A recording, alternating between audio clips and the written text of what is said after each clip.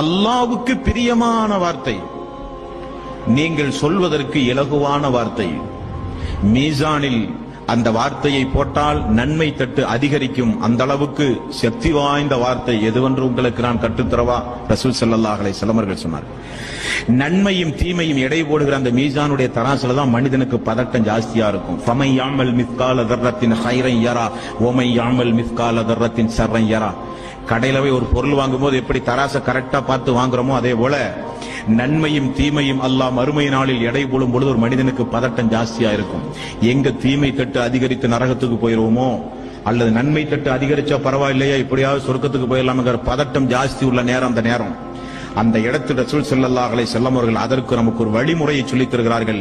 அல்லாஹ்வுக்கு பிரியமான வார்த்தை, மீசான் என்ற தட்டில் அந்த வார்த்தையை அல்லாஹ் போட்டான் என்றால் நன்மை தட்டு அந்த அளவுக்கு அதிகரிக்கும்.